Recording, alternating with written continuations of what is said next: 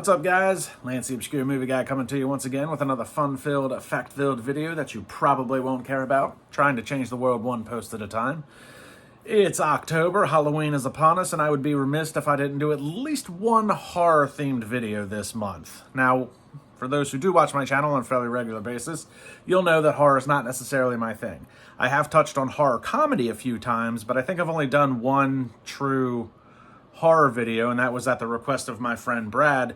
And this was in the very early stages of my YouTube channel. So Brad has since gone on to start a podcast called Horror Happenings. So good on him for that. And I am looking forward to his next episode because it will be a review on Halloween Ends, which is very controversial right now.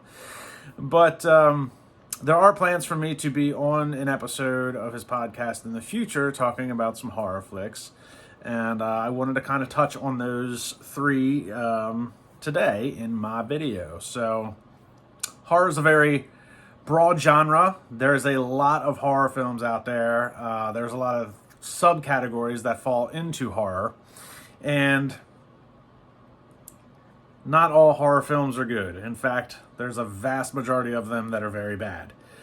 So finding an obscure horror movie is not a hard thing to do for me.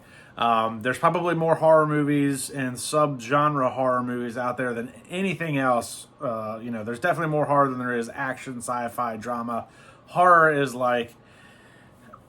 it's like porn in the 90s. They're a dime a dozen. They make them in 10 minutes and then they move on to the next one. So that's horror in a nutshell. So got three picked today. I don't want to say they're all bad. One's really bad.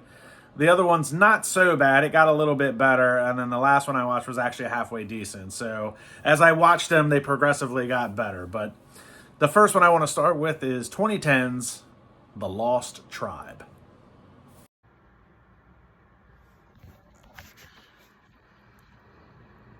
The Lost Tribe is a 2010 American horror film directed by Roel Renee, starring Emily Foxler, Nick Mennel, and Brianna Brown. While on their way to Asia to close a business deal, five friends, Anna, Tom, Joe, Alexis, and Chris, rescue a man that's been left adrift at sea. Injured and in shock, the stranger overrides the yacht's autopilot and attempts to change the vessel's course, but instead wrecks the boat on a rock and the ship sinks. The castaways wash ashore on a beach of an uncharted island and attempt to contact the Coast Guard over the yacht's radio.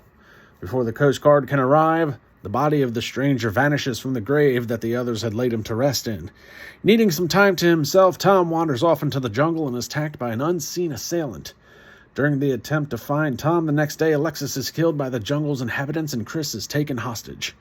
Joe and Anna discover a nefarious plot by the Vatican to cover up a research team's discoveries on the island before Joe is murdered by the assassin sent by the Catholic Church.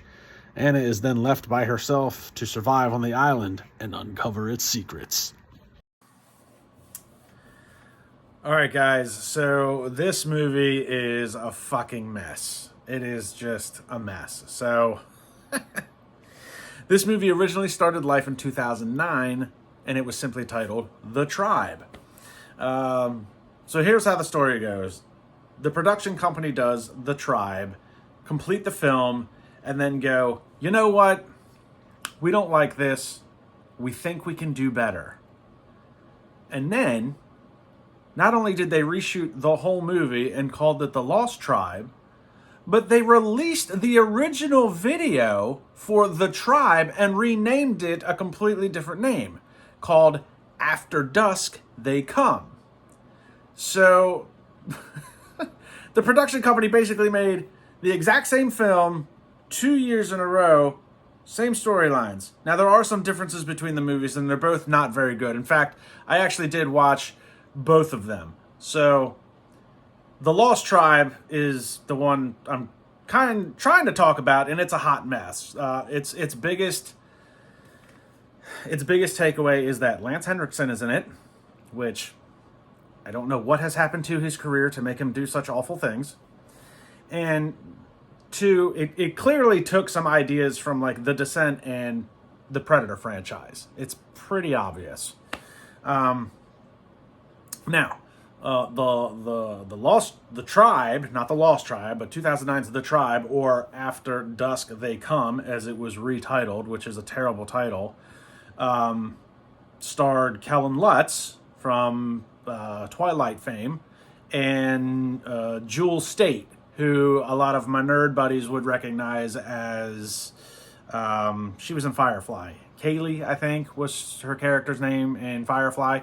But anyways, that's where she's from. So that movie already sounds a little bit better. So the biggest difference as well is that After Dusk They Come, that movie was originally shot in the dark, which actually worked a little bit better. The Lost Tribe is shot primarily in the day. So the production company thought, hey, we should really put an emphasis on our monsters and shoot it in the light. But yeah, that didn't work. It was not...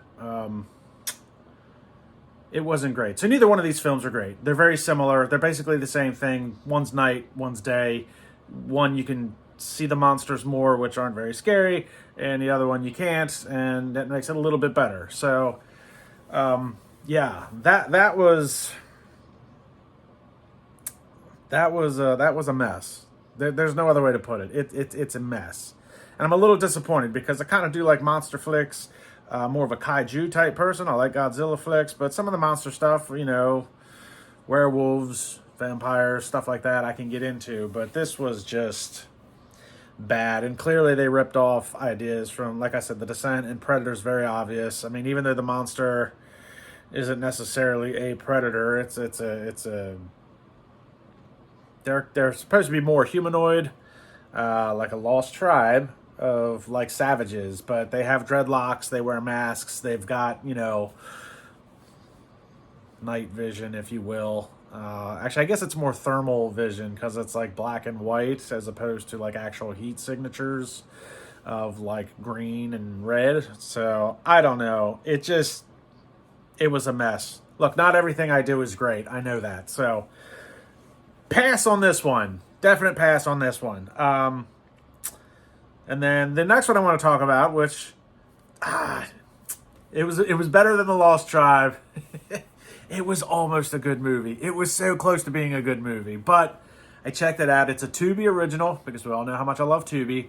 And came out this year, 2022. It's called A Requiem for a Scream.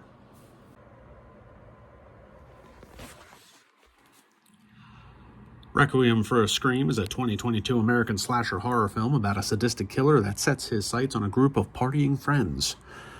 Artemis plans a party without permission at her parents' lake house, which is normally vacant during the winter. The killer is trying to compose a symphony made up of the screams of his victims. Her friends Shira, Dylan, Theo, Ellen, and Alex all come to visit at the lake house. They party all night, taking cocaine, watching Night of the Living Dead, all while the killer haunts the property of the lake house. So, as I said before leading into that, this was almost a good movie. It had the makings of a traditional 80s slasher flick. Dude with a knife. Dude, gotta have a mask. You gotta have a creepy mask. Jason, Halloween, Scream. You gotta have a creepy mask. They had that going for them. You had your group of teenagers that are all basic cliches of each other, the preppy one, the druggy one, the one that's, the misfit, and then there's always the rift between a guy and a girl. You broke up with me. Why are you here? So it had that going for it, and in a traditional type slasher flick. And that's okay. That's okay. Slasher flicks have been outdone, but they're always kind of fun to watch. So it had a lot going for it. The main character, so here's where we start getting off track. Okay, the main character is played by Cassandra Skirbo, who is best known as Nova from the Sharknado franchise, which is fine. Okay, her character's name, she's a girl, her character's name is Artemis. Okay, I don't know a lot about the name Artemis, but one, it doesn't jump out as a female name. 2, it doesn't jump out as even a normal name by today's standards. That seems like something you would... It seems like a name that you would name something, not a person. Like, this is the new 2023 Mazda Artemis. That sounds like a fun car. Or name it a boat. This is the USS Artemis. So, I don't know. The name was, and they just called her Art for short. So, I don't know. That was... It seems minor, but it's like, what's in a name? Well, there's a lot in a name. So that was a minor thing. The movie starts off halfway decent. Psychopathic killer enjoys killing people, recording their screams while he's doing it, and then mixes them into, some sort of weird music and just listens to that as his... I listen to Robbie Williams. He listens to people scream. So, that's his thing. And that's kind of creepy enough as it is. And like I said, ominous guy, wears the mask. And the movie started off halfway decent. And he kills the first teenager. And you're like, that was actually a pretty cool kill. That was good. And I'm on board with this. And then slowly... See, with like a lot of slasher flicks, like with Jason and Michael Myers... you've got your protagonist and your antagonist, okay? And generally, the smarter of the two is usually the bad guy. Michael Myers always seems to, he knows where people are going to be. He knows how to be quiet. And he enjoys killing them. Same thing with Jason, always hiding in the shadows, and kills in brutal ways. And it started off that way. Teenagers generally make stupid decisions. They trip over a cordless phone. They, fall running up the stairs. But the movie slowly started to reverse that role where the killer is now the one, making the silly mistakes, having a hard time, whereas Artemis starts, she's still stupid, but there's kind of a role reversal there, and that just didn't work well. Like, you were so close to making this a good movie, so close. If they hadn't done that, where the killer started to become the stupidity of the couple, then it would have worked better. So it was almost a good movie. I did enjoy the very final scene where Artemis, does her thing. So, but yeah, that was, it was almost a good movie. Almost. So, the last one I want to talk about was the best of the bunch. This one was actually halfway decent. Again, found on Tubi. Actually, I found all 3 of these on Tubi. So, but this one was called Behind You, and was written by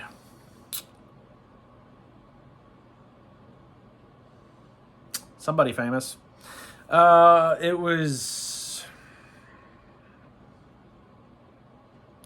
wasn't Josh Whedon, because he is famous. It was his brother Matt Whedon, I think is his name. Written by him, so called Left Behind. Or no, Behind You. Behind You. That's it. Behind me.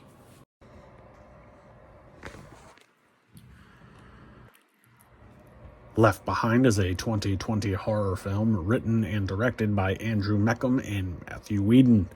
It stars Addie Miller and Jan Broberg. In 1979, Beth is in her room with her boyfriend Charles. Her little sister is wandering the house, but Beth is hardly bothered since she's busy with her boyfriend. The next time we see her, the sister screams, and Beth has to take Charles to look for her sister, and they find her in the bathroom staring at a mirror and pointing. They see nothing, but as soon as they approach her, a pair of hands grab the sister from behind.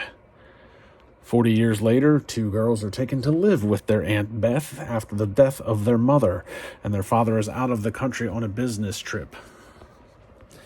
Clearly, Beth does not want them in the house and tells them to stay out of her study and out of the basement. But girls being girls, one of them goes into the basement and discovers all the mirrors are covered except for one. And with a saying that she can say 3 times, she unwillingly unleashes a demon to the house.